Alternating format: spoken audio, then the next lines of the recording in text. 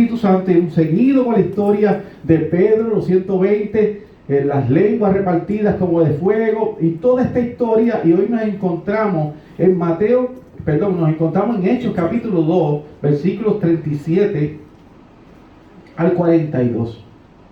Hechos capítulo 2, versículos 37 al 42. Y le puse por título la confrontación. La confrontación.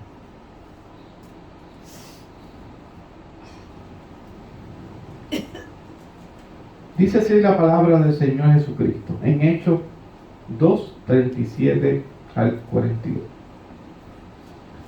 Al oír esto, se compungieron de corazón y dijeron a Pedro y a los otros apóstoles: varones hermanos, ¿qué haremos? Pedro les dijo: arrepentíos y bautícese cada uno de vosotros en el nombre de Jesucristo para perdón de los pecados, y recibiréis el don del Espíritu Santo. Porque para vosotros es la promesa, y para vuestros hijos, y para todos los que están lejos, para cuantos el Señor nuestro Dios llamare. Versículo 40. Y con otras muchas palabras testificaba y les exhortaba, diciendo: sed salvos de esta perversa generación. Así que los que recibieron su palabra fueron bautizados, y se añadieron aquel día como 3,000 personas. 42. Y perseveraban en la doctrina de los apóstoles, en la comunión unos con otros, en el partimiento del pan y en las oraciones. Este es el mensaje de la confrontación de Hechos 2:37 al 42. Oramos. Señor, te pido en esta hora que me ayudes, Señor, a impartir el pan de vida, tus sagradas escrituras, inerrante, inefable, Señor. La única verdad, Padre, donde están tus mandamientos, tus promesas. En ellas está la vida eterna, y ellas dan testimonio de Jesucristo el Señor, que es como una espada de doble filo, que no vuelve atrás vacía, dice Isaías, Señor, sino que hará lo que tú has determinado desde antes de la fundación del mundo, Señor.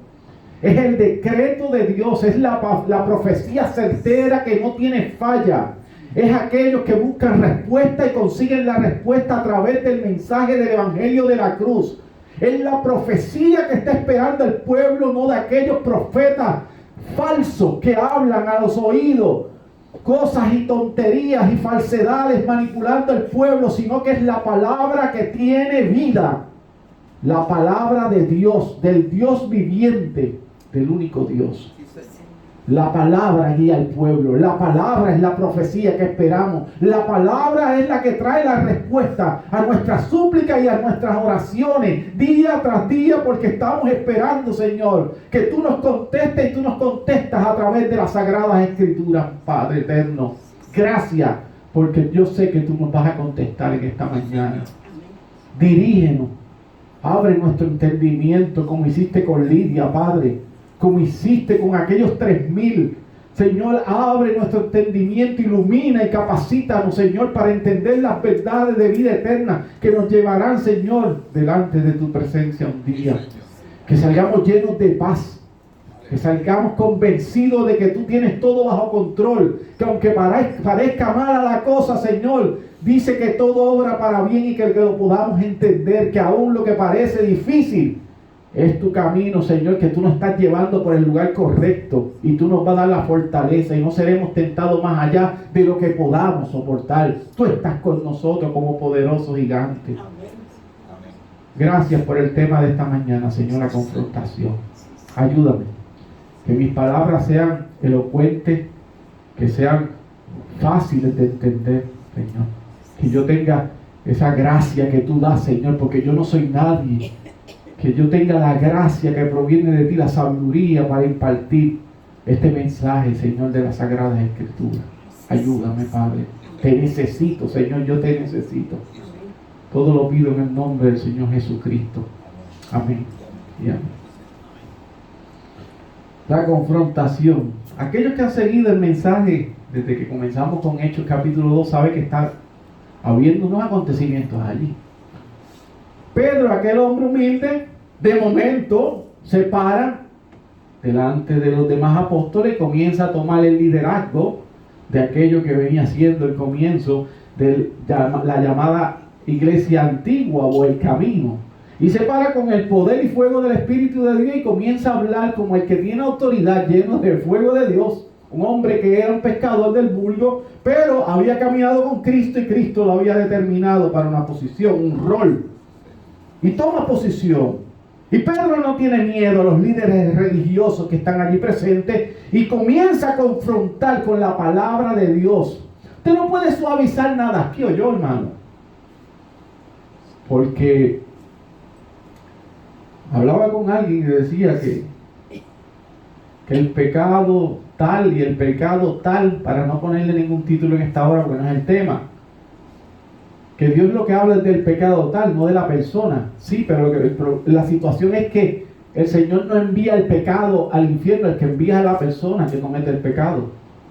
Puedes decir lo que tú quieras, pero el que envía a la persona que comete ese pecado y no se arrepiente de dichos pecados y no honra ni reconoce que es Dios, le ha dado la espalda a Dios, es la persona, no es el pecado, porque entonces es un tipo de gnosticismo moderno, ¿verdad? Que el cuerpo todo es malo, pero el espiritual es bueno, el gnosticismo de aquella época, primer, segundo siglo. Ellos pensaban que era imposible que Cristo hubiese venido en un cuerpo porque el cuerpo, la materia es mala. Y como Cristo, que es divino, iba a venir en un cuerpo. Ese era el gnosticismo, ¿verdad? Gnosis, de conocimiento. Sabían tanto que no sabían nada. Usted escucha gente que no se encuentra en la vida, que saben tanto que no saben nada. Qué malo estar frente a una persona así que se lo sabe todo, ¿verdad? Uy, sí. Me acordé de alguien, Señor, ayuda. Todo lo sabe. Habla de cualquier tema y todo lo sabe mejor que tú. Así eran aquellos gnósticos. La confrontación es importante. Es importante. Si a ti nadie te dice que estás mal, tú te vas a creer que estás bien. Yo estoy haciendo algo indebido y tú nunca me dices nada. Nunca. Oye, pero entonces tú no eres mi hermano. Tú prácticamente eres mi enemigo. Tienes que decirme si estoy mal o no. Hay gente que a veces está un poquito como rough, como estamos como muy repugnantes. Y hay que decirle, mira, ven acá un momento, pero yo te veo que tú te estás comportando como muy agresivo dentro de la iglesia. Y estás maltratando como que a los hermanos. Tú no te has dado cuenta, ¿me entiendes? Y tú le dices eso y la persona que hace, reflexiona. ¿Qué le cuesta a un hermano darle la mano a otro y decirle, Dios te bendiga, bienvenido? Amén. Qué bueno verte en la iglesia. No cuesta nada. Y la persona se siente bien. Recuerde que hay personas que se hieren con el pétalo de una flor. No todo el mundo tiene el cuero duro. Hay gente que eso no importa. A mí no me saludan a veces. Y yo paso, mira, tranquilito. Tranquilito. Pero hay personas que no son así que todos no somos iguales. Tiene que entender usted eso. No todos somos iguales. No siempre se responde bien ante una confrontación. Muchas veces la persona que nos confronta tiene toda la razón de lo que nos dice. Nos está confrontando y nosotros sabemos que esa confrontación que nos está haciendo la persona es real. Pero aún así se nos hace difícil aceptarla. A mí me han dicho cosas durante la vida que yo sé que he estado mal y yo... ¿Cómo le digo? Pero si yo sé que yo estoy mal, me lo está diciendo y es verdad. Lo que dice es cierto sobre mi persona. ¿Y qué hago? Pongo defensa. Me defiendo de lo indefendible. Porque usted sabe dentro de su corazón que usted está mal. Y que lo que le están diciendo es que es cierto. Muchas veces pasa en el trabajo y uno no quiere aceptar. Es a veces por causa de un carácter impetuoso, porque somos impetuosos y somos soberbios muchas veces, que no queremos darle el brazo a torcer. Yo soy de carácter fuerte, yo lo acepto. ¿Qué pasa? Los pastores, la mayoría de ellos tienen carácter fuerte. ¿Por qué? Porque son líderes. Entonces cuando tú te das con un líder, conversar y confrontar a un líder nunca ha sido fácil. Usted lo sabe. Los que son líderes aquí en cualquier área, saben que cuando se le confronta, ¿cómo? Hace fuerza. No queremos a veces darle el brazo a torcer, pensando que al aceptar la confrontación parecemos personas débiles. Y esa es la cuestión que dice la palabra, que debemos ser humildes y someternos. Pero en un mundo posmoderno la humillación es mala. Pero en la iglesia de Cristo, cuando usted se humilla, entonces que está bien. Entonces esto se ve en todos los vínculos. No queremos torcer el brazo, no queremos rebajarlo, porque es rebajar, ¿no? La palabra es que, no, porque es que no estamos rebajando. Yo no me voy a rebajar ante nadie. Esa palabra, ¿verdad? Particular. Porque humillación es rebajarse. Y usted no se doblega ante nadie. Yo me doblego ante Dios. Pero la Escritura dice otra cosa. El sermón del monte nos destroza. Yo cada vez que quiero molestarlos un poquito, vengo los jueves en la clase. Lo he hecho varias veces en los años. Durante 11 años les he traído como 4 veces el sermón del monte. Y comienzo a leerlo de entrada. Y todo el mundo pega. Se tuercen del sermón del monte. ¿Tú quieres ver a alguien sacudido? El sermón del monte. Léalo con calma. Medite en él. El sermón del monte. Y usted sabe, no, las tuercas comienzan a volar. Y uno se desarma completo. Cristo el Señor diciéndonos, sean como yo. Reflejen lo que yo soy. Y qué difícil es reflejar a Cristo. Perdona. Si te piden, da 1 milla, ¿no? Ve 3. No le dale también la capa.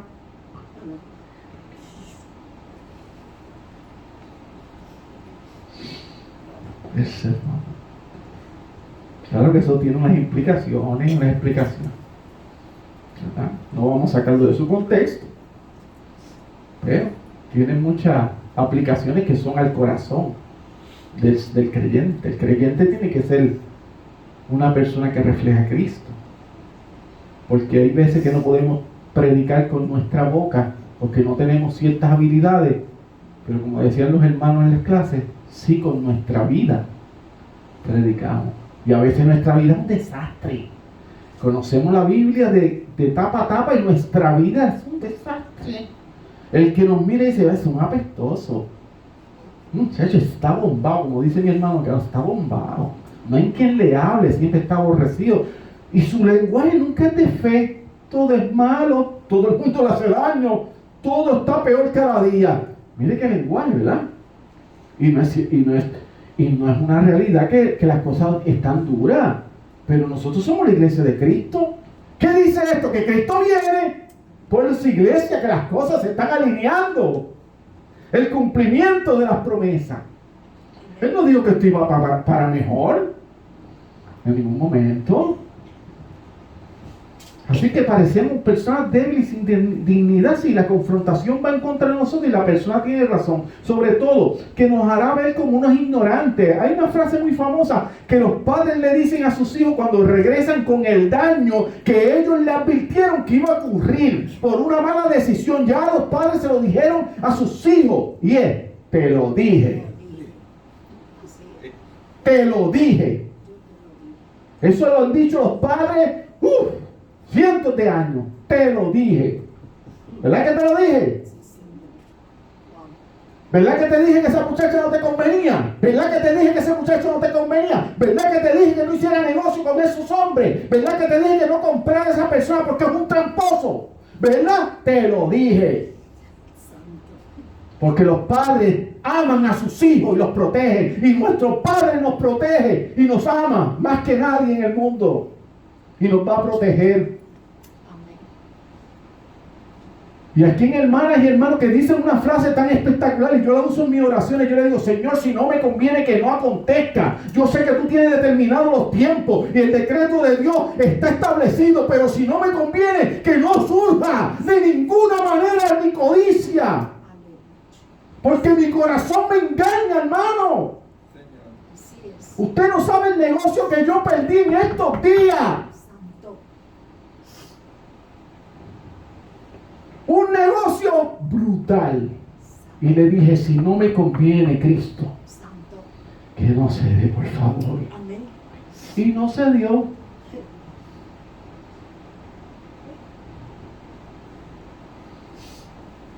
Y no se dio. Y yo le dije a mi esposa, y no se dio. Pero ¿sabes algo? El Señor tiene reservado para mí las mansiones celestiales y título de propiedad. Siervo del Señor.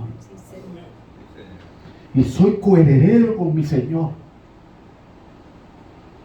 y respiro, porque somos una iglesia de fe reformada. No bregamos con emociones, bregamos con la palabra. Amén. Te lo dije, le dicen los padres. Los padres son sabios. Qué lindos son los padres. No siempre la confrontación viene con buena fe, tengan cuidado.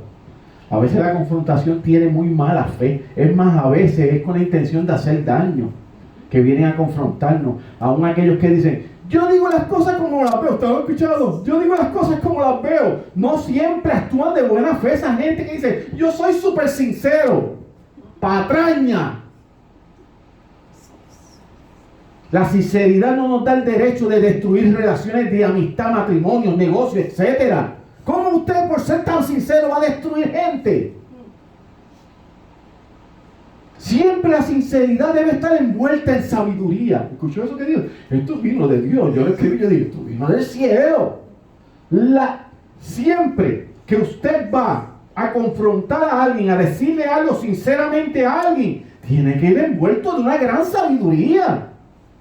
Usted no puede hablar como los locos, porque no, soy demasiado sincero. Y si destruye a toda una familia con esa sinceridad. Yo no estoy hablando que la sinceridad es mala. Yo estoy hablando que usted tiene que saber cuándo decir las cosas y pensar cómo las va a decir. Y también que amerita los tiempos, mirar los tiempos. Usted dice a veces una cosa fuera de lugar por ser tan sincero, y una persona puede atentar hasta contra su vida, o atentar contra la vida de otros, porque usted es muy sincero y dice las cosas. No, usted lo ve y se guilla, usted lo ha visto. Yo digo las cosas como son. Oye, nos dimos el Dios en la tierra.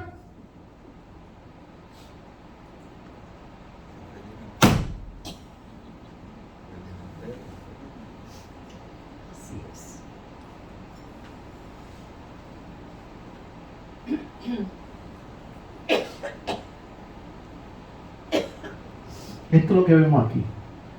Un mensaje de confrontación sincero, firme, preciso, verdadero, sobre todo eterno y conveniente en todos los sentidos posibles. El mensaje que vemos aquí. La confrontación se da muchas veces en los tribunales, usted lo sabe, sea por parte del Ministerio Público, que es la Fiscalía, o por parte del abogado defensor. Hay confrontación. Cada parte tiene la oportunidad de confrontar al testigo de turno con preguntas y hechos que pueden resolver asuntos y cuestiones trabajados en el tribunal. Pues Pedro, el apóstol Pedro ha presentado los hechos, ahora la respuesta de su audiencia. Pero esta audiencia no puede responder al mensaje de Pedro si no hay una intervención de un agente externo, por decirlo de alguna manera. Y este agente externo se llama el Espíritu Santo de Dios. Si no, no puedes responder de manera correcta. Va a responder de manera necia si no está el Espíritu de Dios. Veamos qué sucede entonces, cómo se presenta el Evangelio de Cristo en los corazones de los oyentes que están en esta época, pero también en los oyentes de la iglesia del siglo XXI y de los que estén escuchando, que ya Dios los tiene inquietados, que están diciendo, yo necesito buscar de Cristo. Este primer versículo, aquello fue la introducción, hermano.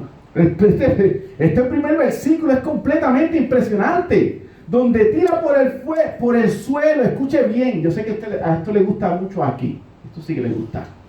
Tira por el suelo, este primer versículo, la famosa oración del pecador.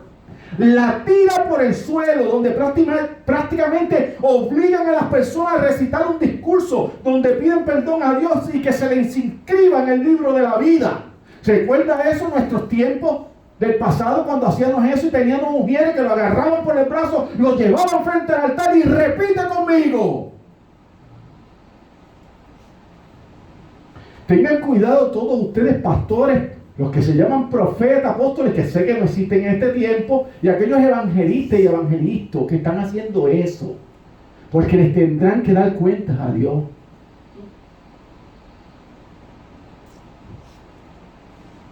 Los fundadores de esta oración, John Wesley, Charles Finney, Billy Sunday y Billy Graham, son más o menos el grupo fundador de esta oración. Pasa al frente y repite conmigo.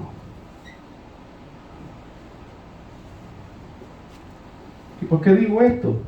Porque para que la oración de arrepentimiento sea genuina, y cuando digo genuina, a lo que me refiero, que tuvo que haber una obra que debió ocurrir primero, y con esto me refiero al nuevo nacimiento. Tiene que haber un nuevo nacimiento. Es cuando el Espíritu de Dios cambia el corazón del individuo escogido para que pueda responder de manera eficaz al mensaje de salvación, al mensaje de la cruz. De esta manera, cada vez que alguien va a una campaña evangelística o en alguna iglesia, manipulan las personas con palabras y engaños para que repitan una oración preparada. Qué triste esto. Y decir que esto es una real salvación es muy peligroso. Es por eso que muchos de los llamados avivamientos son falsos. Escuche y repito eso. Es por eso que muchos de los llamados avivamientos son falsos. Son números basados en manipulación de personas emocionalmente afectadas. Afecto a la persona emocionalmente con mi palabrería y lo preparo para que venga llorando al frente y repita lo que yo quiero que repita. Muchas veces dentro de esos grupos, Dios que en su misericordia salva, o yo no soy Dios. Muchos hemos sido salvados en medio de estas situaciones, pero la mayoría es falso, porque tú estás repitiendo porque te dicen que repita. Esa es la oración del pecador.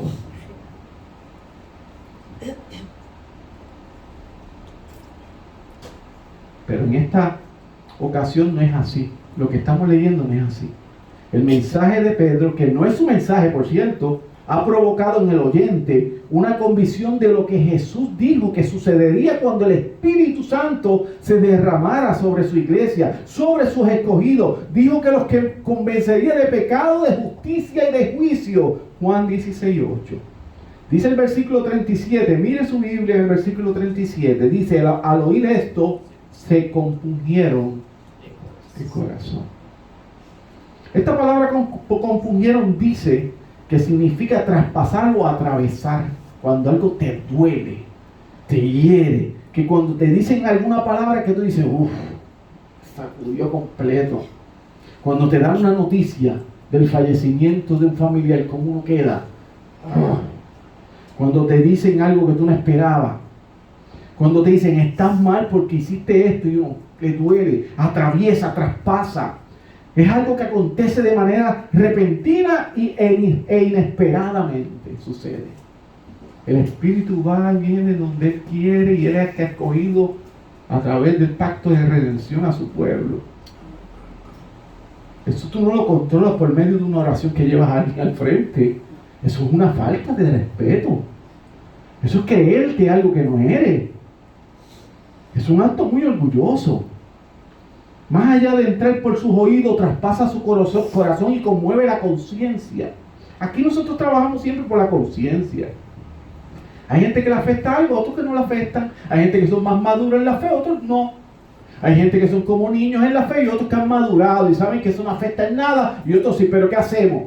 Pues llevamos un medio y decimos, bueno, como está el grupo de los débiles en la fe más los fortalecidos en la fe, pues entonces vamos a trabajar todos, que todos estemos tranquilitos y hacemos las cosas cuando estén en esos grupos. Cuando tú estás con los fortalecidos en la fe, tú haces de otra manera. Cuando estás con los débiles, pues tú actúas conforme para que ellos se sientan bien, sin evadir la escritura. ¿Me entiendes? Pues tú no vas a hacer algo para molestar al hermano que esté débil en la fe, que piensa que eso lo atormenta y que eso es el tremendo pecado. Claro que le vas a ir enseñando. Ese hermano tiene que crecer. No se puede quedar siempre así siendo un débil en la fe, pensando, ay no, yo jamás me voy a poner eso porque eso es pecado y me enseñaron hace 10 años atrás. Y usted ya por la escritura sabe que no es pecado, pero se quedó con eso. Pues tiene que madurar y la posición de los pastores y de los ancianos es que ayudar a ese hermano a crecer a través de los estudios bíblicos, a través de la predicación, de las escuelas dominicales y todo eso. Pero hay gente que no quiere crecer. No, yo soy así. Ese es otro orgullo. Yo aprendí así, así que yo creo. Pues entonces tú debes ser el que ministra. Nosotros nos vamos y tú enseñas. Hermano, hace tiempo, un tiempo atrás, alguien seguía hablándome como si fuera un erudito bíblico. Y yo conocía su vida y yo conocí lo mío. Y yo le digo, oye, una cosa. Porque llega un punto que tú tienes que sacar la credencial, como digo, Pablo, ¿acaso yo no soy apóstol del Señor Jesucristo? Hay que sacar la credencial a veces, con los orgullosos. Y hablándome de la Biblia, y yo explicándole como que seguía. Una pregunta, ¿quién es el que enseña álgebra y las matemáticas? ¿No es un profesor de matemáticas que estudió y se preparó? Ah, sí. Ah. ¿Y en qué tú trabajas? Sí. Oh.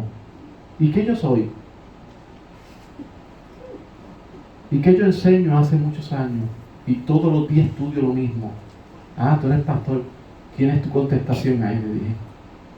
Que gente no respeta las posiciones tampoco.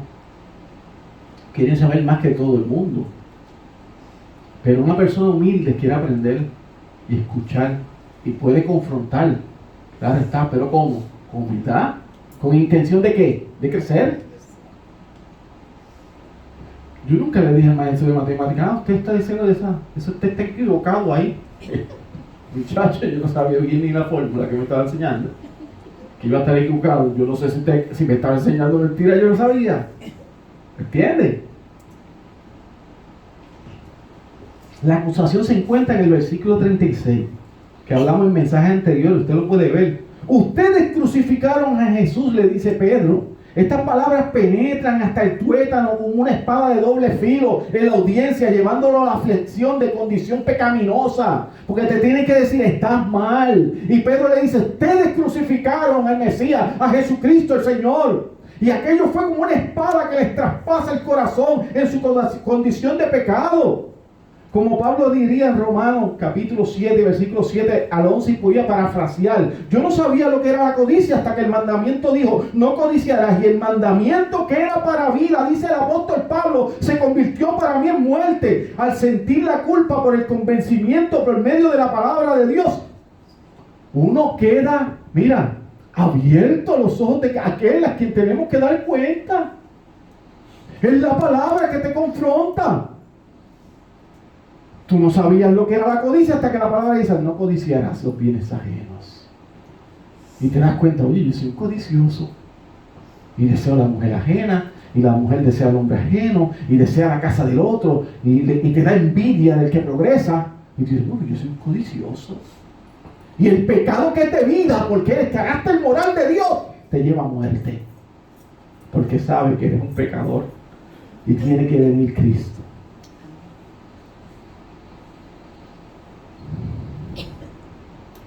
Entonces, estos hermanos que están allí, con el corazón partido en dos, se dirigen a Pedro y a los otros apóstoles y le preguntan, y ven la palabra que utilizan, varones hermanos, ¿qué haremos? La pregunta.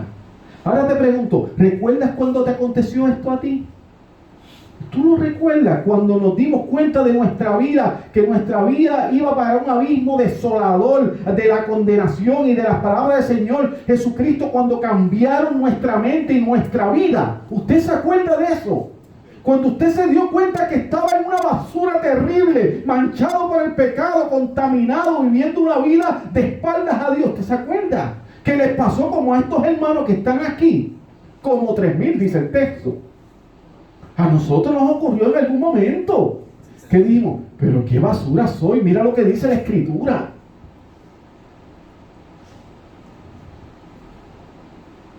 Mira, en las iglesias, hermanos tuvieron que dejar amantes, tuvieron que dejar de robar, tuvieron que dejar de maldecir, de mentir. Por lo menos eso son verdad, no es por encima, se supone. Pero tuvo que hacer un cambio de vida, porque el Señor nos hizo nacer de nuevo y no puede seguir la misma condición. No, yo le sirvo a Cristo desde mi casa. Mire, son tremendos paganos. Primero, que corrompen el mandamiento porque se tienen que congregar. Eso es lo primero. Aman a Dios pero no le obedecen.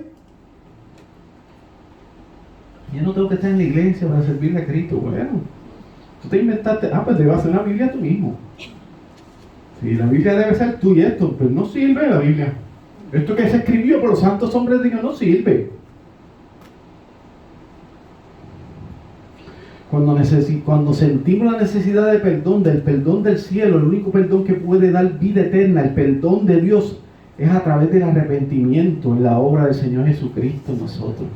No hay otro perdón, es a través de Cristo. Esto fue exactamente lo que les ocurrió a estos israelitas el día de Pentecostés. Entonces la respuesta de Pedro, versículos 38 y 39, escuche: arrepentido y bautícese cada uno de vosotros en el nombre de Jesucristo para perdón de los pecados y recibiréis el don del Espíritu, porque para vosotros es la promesa y para vuestros hijos y para todos los que están lejos, para cuantos el Señor nuestro Dios llamara. Ahí están unas doctrinas brutales. No podemos ampliarla porque miren, ya, ¿cuánto tiempo llevo ya? Si comenzamos a ampliar todo esto, esto tiene que ser otro mensaje. Esto es increíble, las doctrinas que hay aquí, lo que se mencionó ahí. Pedro no les hace reproche ante la pregunta. Pedro no pregunte eso, no, Pedro no le hace eso. Más bien contesta de la misma forma que Juan el Bautista y el mismo Jesucristo al inicio de su ministerio público, como leyó el hermano Frankie, el texto: arrepiéntanse, convertidos y arrepentidos. Mateo 3:2, ese fue Juan el Bautista, y Mateo 4:17, Jesucristo iniciando su ministerio público. Arrepentidos y convertidos. Y hoy día es: no, Dios te va a dar prosperidad, mucho dinero, la familia te va a arreglar tu matrimonio y todo va a estar bien. Y vas a apoyar y le vas a dar patadas a los árboles y le van a caer billetes de 100. ¡Blasfemos! Sinagogas de Satanás, manchando el evangelio del santo de los santos.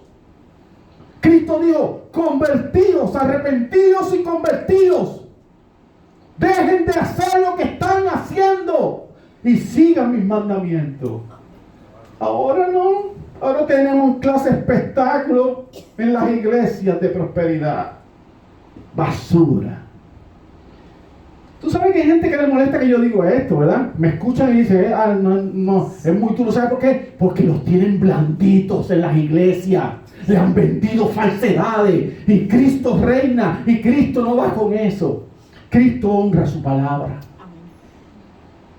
A mí no me importa, ¿sabe por qué? Porque yo no soy el que lleno la iglesia. Yo tengo que predicar como es. Si yo predico tal como es, de eso se encarga mi Señor. Ellos, muchos de ellos que están en esas iglesias fraudulentas, escucharán este mensaje y dicen: oye, ¿verdad? Quiero que hablen de chavo. Pero aquí lo único que está bien es el pastor.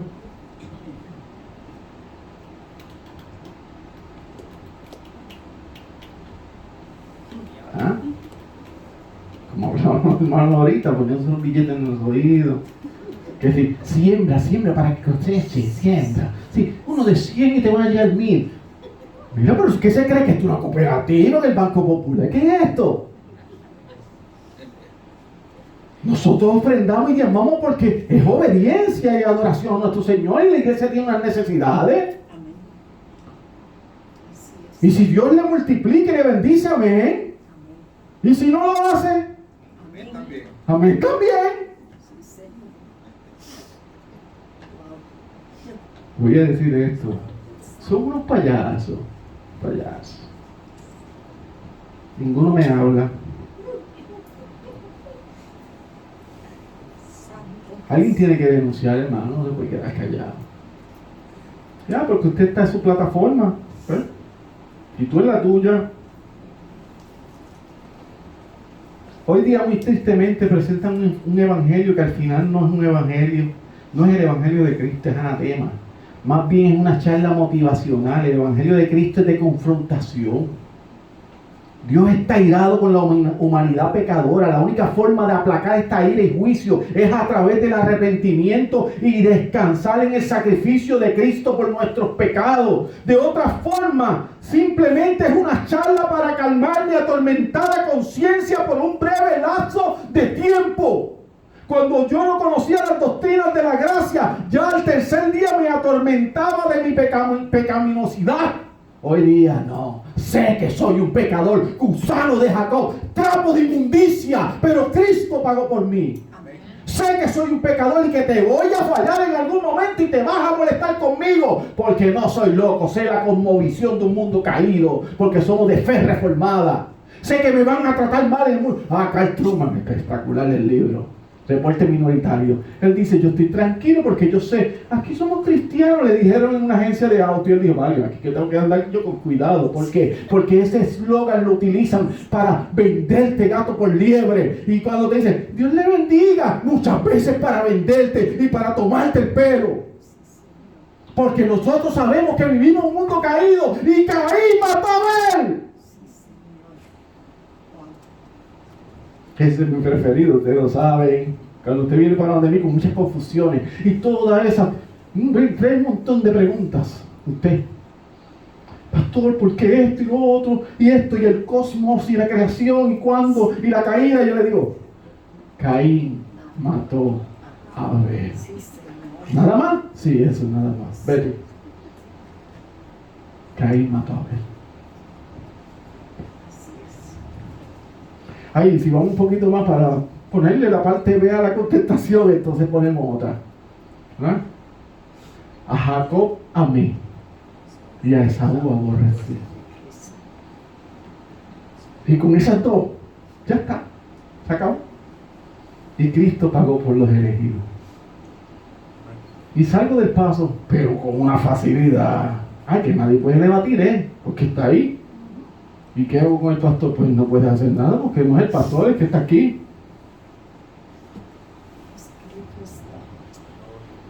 Me estoy divirtiendo. ¿Tú sabes por qué yo siempre digo que me divierto? Porque estar en Cristo es gozo, paz y alegría. No trae aflicción consigo la bendición de Cristo. Y yo sé la especie pecadora que yo soy. Y yo sé que mis pensamientos muchas veces se tuercen en maldad y en venganza y en ira. Si usted no reconoce eso, tiene que ir a verificarse en el psiquiatra, porque todos fallamos. Pero sí, entiendo que mi Cristo pagó por mí y por usted.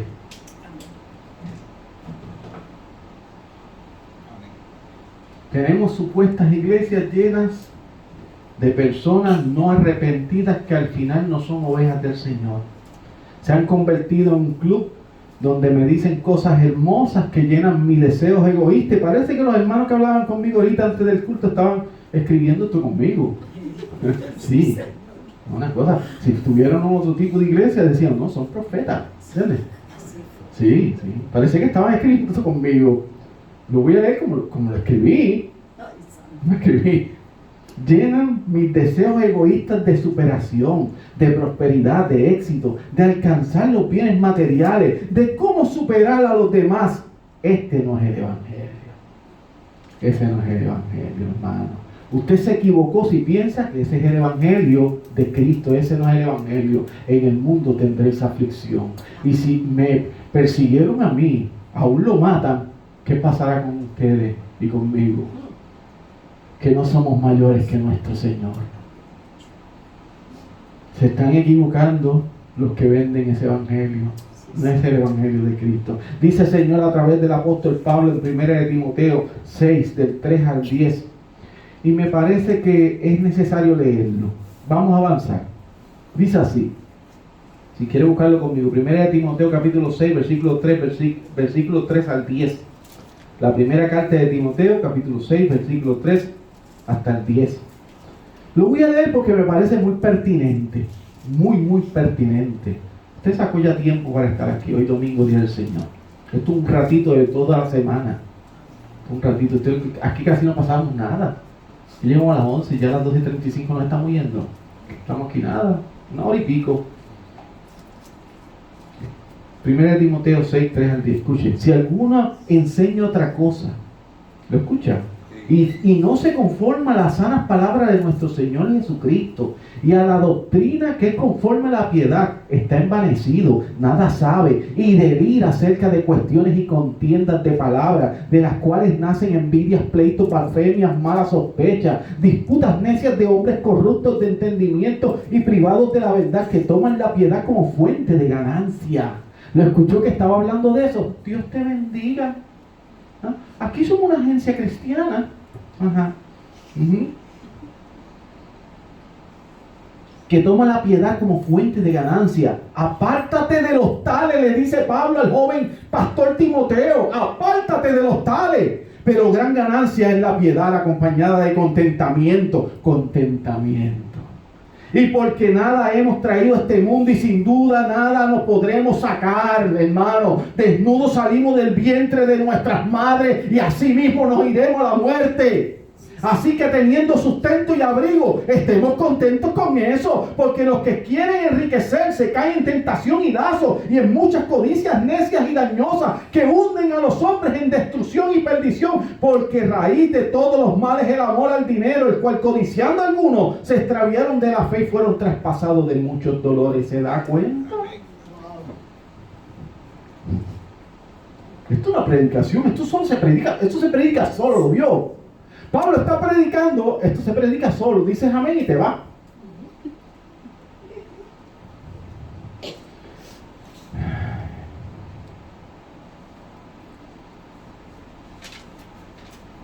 Porque como mencionaron los hermanos en la clase del jueves pasado, que mucho me estoy divirtiendo en esas clases de los jueves. Dios bendiga a todo el mundo que viene esos jueves a sacar de su tiempo, que vienen cansados y sacan tiempo para esos jueves. Pero esos jueves son espectaculares. Usted no sabe lo mucho que yo me divierto.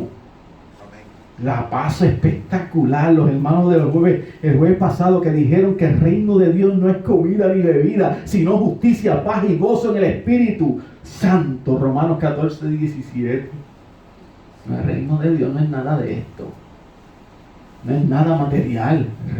Mi reino no es de este mundo. Pilato, cabezón, mi reino no es de este mundo. Yo soy más alto y sublime, le dice Cristo. Está diciendo, el rey de todo, todopoderoso, el creador de los cielos y la tierra, delante de Pilato. Ay, Señor.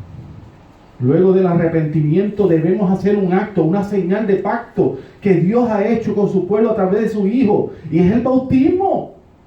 Y aunque el bautismo no garantiza la salvación, es un acto de obediencia y de proclamación pública de nuestro paso de fe. Y no creemos en el doble bautismo, rebautizarte, que es un solo bautismo, un solo Dios, una sola fe, una sola iglesia, un solo espíritu. Lo que fue la circuncisión en el Antiguo Testamento, hoy día lo es el bautismo en el Nuevo Testamento. Y otro día vamos a tocar eso con más detalle, aunque ya lo hemos estudiado en la Confesión de Fe de Westminster. Con detalle lo hemos hecho, con mucho detalle. Pero si lo explico ahora, pues estamos aquí hasta la noche.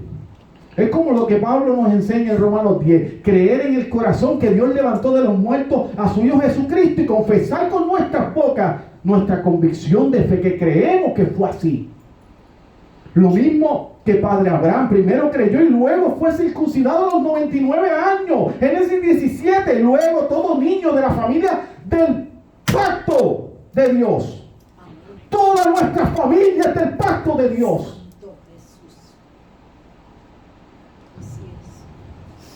Somos una isla de bendición para ellos. Ellos se benefician de lo que Dios ha hecho por nosotros. Los cabezones esos que no creen y son enemigos de la cruz, que son de nuestra sangre, se benefician. Somos islas de bendición. ¿Y qué sabes tú? Dice Pablo. Que tu esposo o tu esposa, viendo el testimonio que tú das, se convierta a Cristo.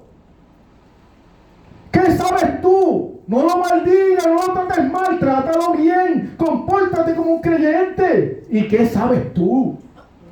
Ese Pablo está terrible. Y uno acá se hace chiquito, y uno maltratando, y siendo creyente y maltratando. Y Pablo dice, no hagas eso. Eres una carta abierta, te está viendo. Él no lee la Biblia, pero ve tu comportamiento, lo que Cristo ha hecho en ti. Pero si te comportas como un pejo, Un perro va a haber.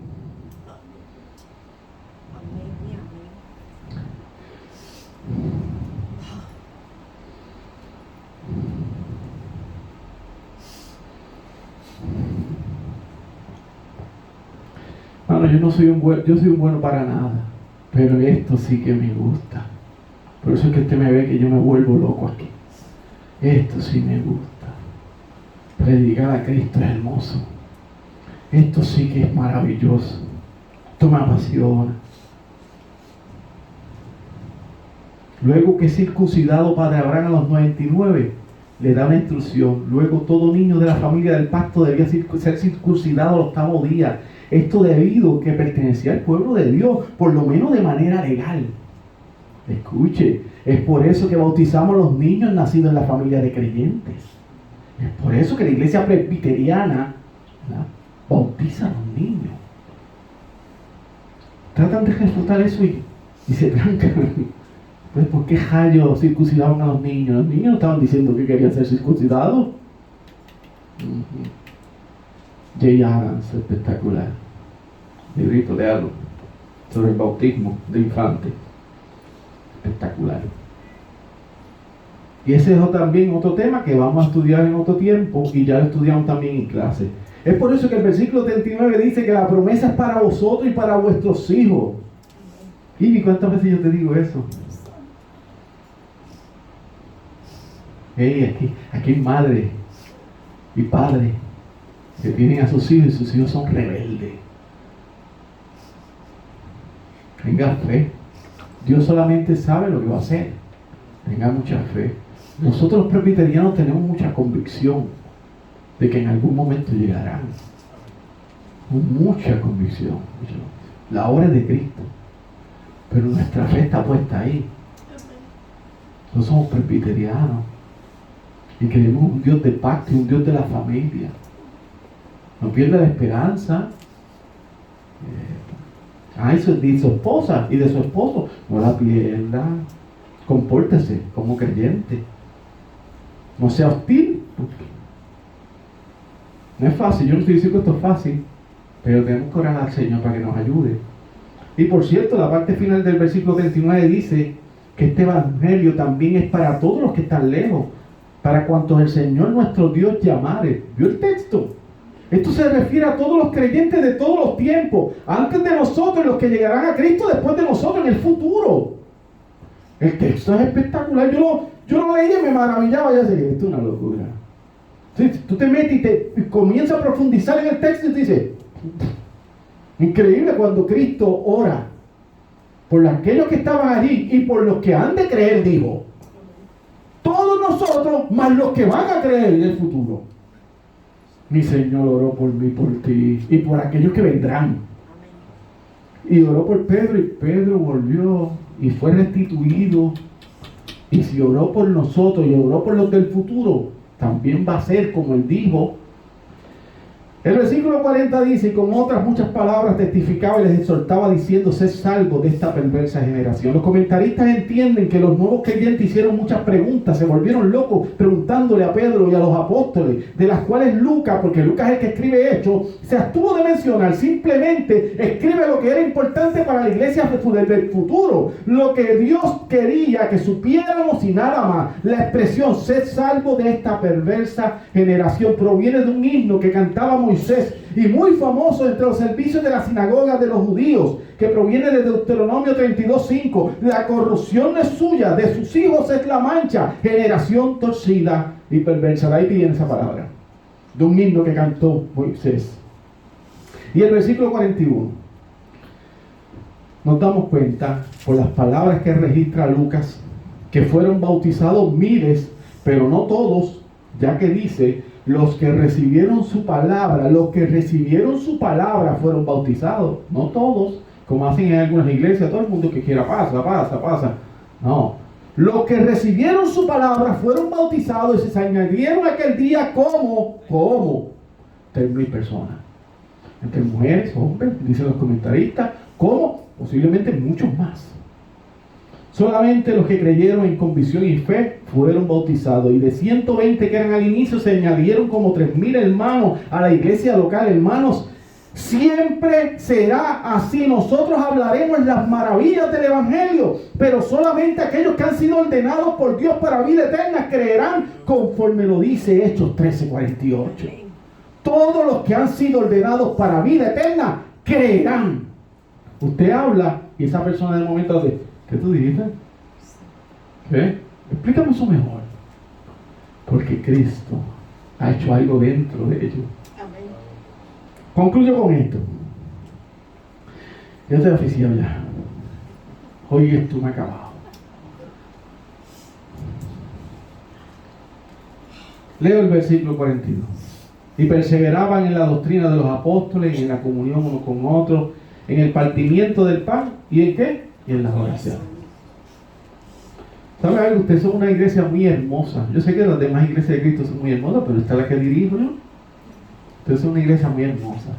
Y yo he visto algo en ustedes hace muchos años. Que usted se preocupa por el hermano.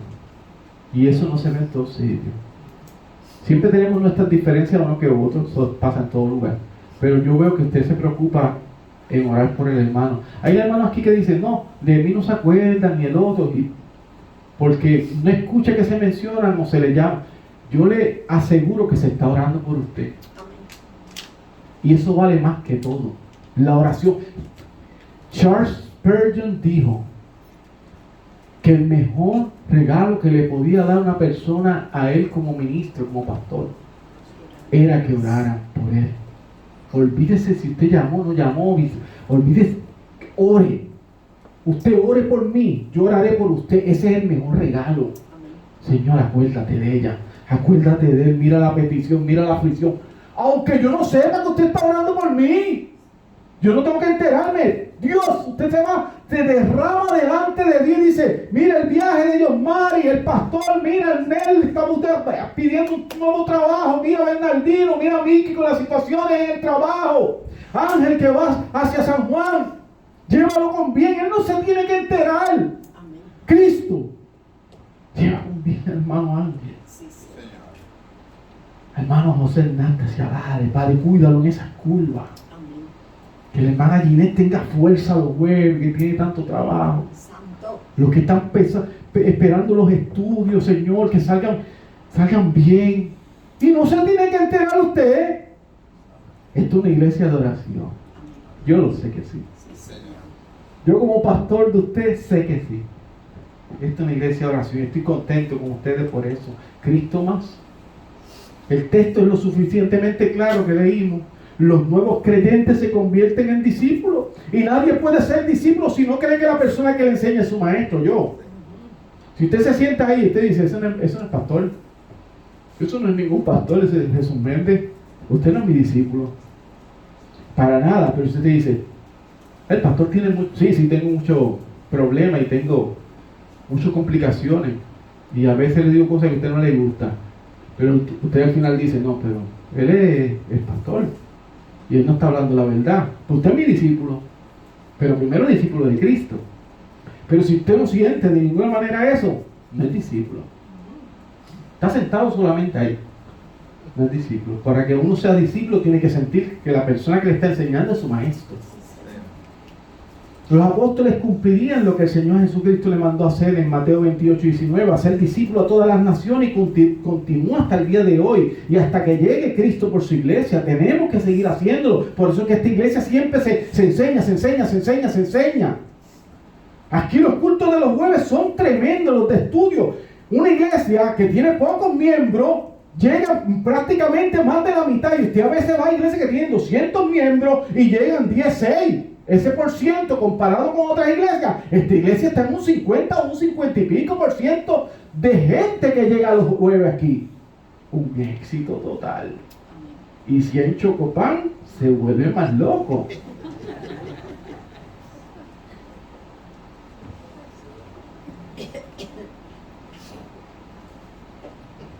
La comunión que habla el texto final no es otra cosa que la convicción que ya no somos simplemente amigos o conocidos. Nosotros no somos simples amigos y conocidos. Nosotros somos la iglesia, familia, la iglesia es familia, somos hermanos y como tales debemos amarnos y cuidarnos, orar unos por los otros, convivir en armonía. Y el partimiento del pan que dice el texto es una expresión inicial de lo que posteriormente se llamaría la Santa Cena o la mesa del Señor. Dicen todos los comentaristas. Y cuando se refiere a las oraciones, pues estamos convencidos que la iglesia universal y local continúa esta disciplina a lo largo de miles de años. Y continuará haciéndolo. La iglesia se le llamará casa de oración. Sea de cualquier forma, trayendo las peticiones, yo leyéndola o el jueves, escuchándolo a usted. La iglesia es casa de oración. Oramos unos por los otros. Y esta iglesia ora. Hermano, este mensaje se llama la confrontación. Cuando la Escritura le confronte, usted acéptelo con humildad, reflexione con una actitud de mejorar lo que tiene que hacer delante de la Escritura, de los mandamientos, y piense que es para la gloria y la honra de nuestro Señor Jesús. Este fue el mensaje, la confrontación oral. Señor, gracias por la oportunidad de una vez más predicar tu palabra por los hermanos en la fe, por los que escucharon, Señor, a la distancia a través del internet. Bendíceles también. Que seas tú glorificado, exaltado, y estas palabras sean, Señor, depositadas en el corazón de los hermanos, pero que no quedemos como oidores olvidadizos, sino que seamos hacedores de las promesas y de las palabras y los mandamientos de Dios. Amén. Todo lo pedimos en nombre del Señor Jesucristo. Amén. Amén. Y amén. Hermano, entonamos el himno